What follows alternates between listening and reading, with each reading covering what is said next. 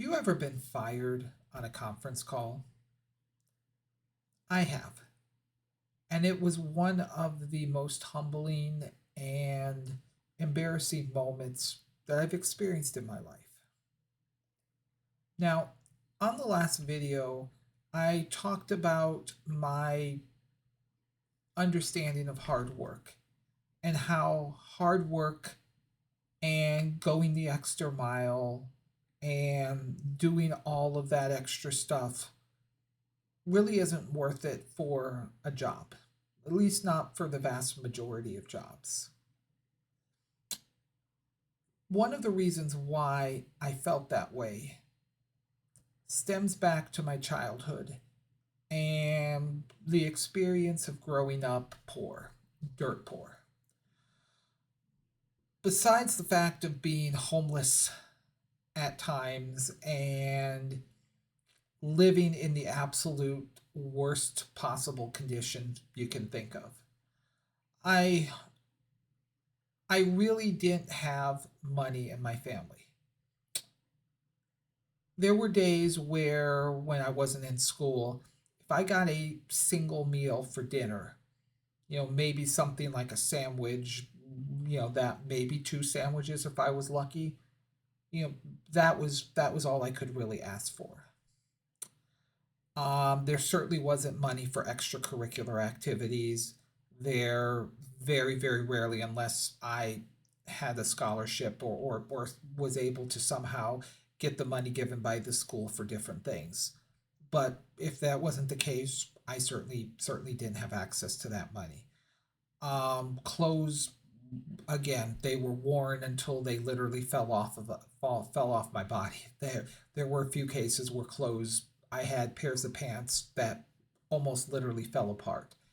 Same thing with shirts, with jackets, shoes, socks. Certainly there were days I went to school with dirty clothes that smelled, simply because I we didn't have the money for laundry services. So I had a very dysfunctional understanding of money. And, with my mom not working and pretty much most of the money that came into the household coming from government assistance, I had this somehow came to this belief that if I worked hard in a job and went above and beyond, busted my butt, you know maybe even kissed butt if that's what was necessary, that somehow that would guarantee me that I wouldn't have to deal with these issues as an adult of having no money, of not being able to even have clothes, basic clothes, clean clothes, not having a roof over my head. I could have food whenever I wanted to and whatever types of food that I wanted. So that was my understanding. Really, I saw work, a job, as security, as a guarantee, the way I guess people would think of universal basic income right now, UBI. It was a guarantee that I would always have my basic needs covered. Well, certainly that experience when I got fired, what surprisingly was my first time. A lot of people have that happen much earlier in their lives. I guess I was fortunate, or maybe unfortunate, that it happened to me much later in my life. And it was a cool wake up call to me that, yeah, you don't there's no guarantees in life. A job is not going to give you a guarantee any way whatsoever. And you can certainly see that over the last couple of years, a lot of other people have seen that same experience as well. People getting laid off, people who worked for 10 years, 20 years, have impeccable uh, employment history, have a list of accomplishments a mile long. Yep, they're just gone. And I'll keep the politics out of this video, but right now here in the United States as the federal government is being shrunk, and Trump here is laying off already thousands of people, and likely a lot more thousands of people are going to be laid off as well.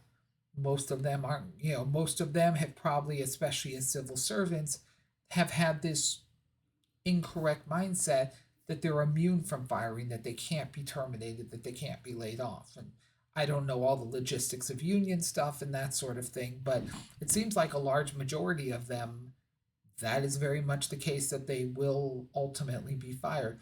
Maybe they'll get um, some certain guarantees as far as severance pay or that sort of thing, but that's only going to last for a while. And as bad as that was, as if the kick in the pants of losing my job wasn't enough, I had another experience right after that. I ended up going without a job for a couple of months, and for various reasons, I had decided I was going to move. I already moved halfway across the country from where I previously lived. I was going to make another move across the country.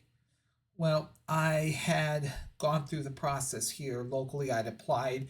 I'd actually driven to the place where I was going to eventually move. I applied in person, had an interview in person. Everything was set up, but here in the US, we have to get, for the job I was going to do, I needed to get security clearance.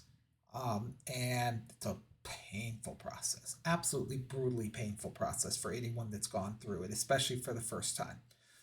Well, ultimately, everything was going along, and 2 days before I was supposed to move, I got a phone call from the company where they were going to hire me, informing me that my security clearance, that something had come up in the process, and unfortunately, as a result of that, they were rescinding the job offer.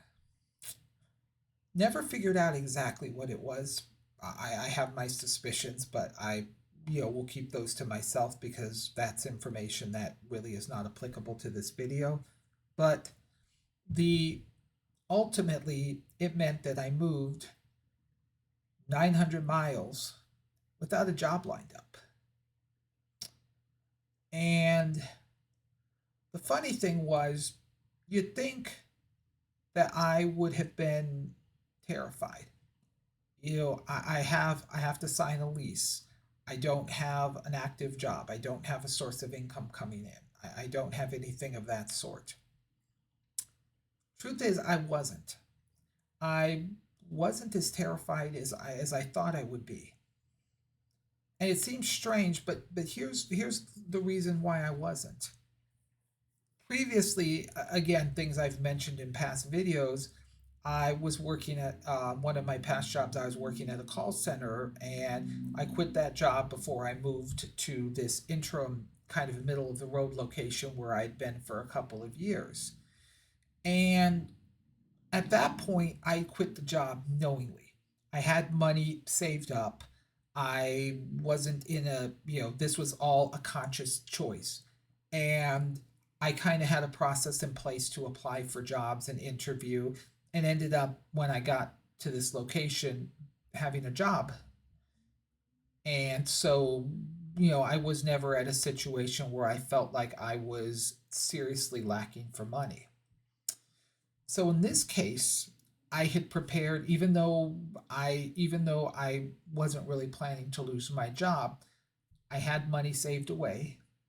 I, was I'd say maybe starting to tune out of the job. Certainly, it was not a job that I was super thrilled about. The fact of losing it, the money hurt, but it wasn't like I was devastated because it was such an amazing job. It really wasn't.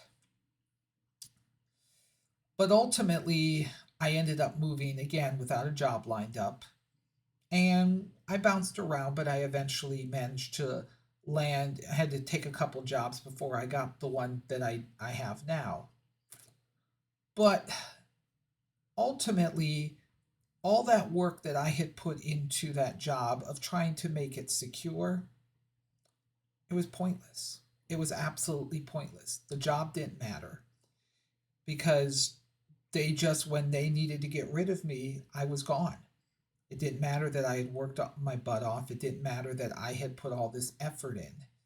And so these people, myself included, who think that your job is secure, that this job is a guaranteed safety net. It's not. It does nothing for you. And yeah, it's a really tough lesson, and it's a lesson I think a lot of people need to learn. Because if you don't, you're going to find yourself quite literally up a creek, up it, creek without a paddle. And so I want to again pause the video, kind of pause the topic here because I don't want to make this one too long. But in the next video, I do want to talk about how this whole situation really helped me to realize that hard work doesn't matter. Job security doesn't matter. So if those things don't matter, then what really does matter? What is the purpose of a job? And I will discuss that further because I think it's a very important lesson that everybody needs to learn, and one that I had to learn through, through my own difficulties. So if you like this, please like, subscribe, and share, and I'll talk to you all in the next video.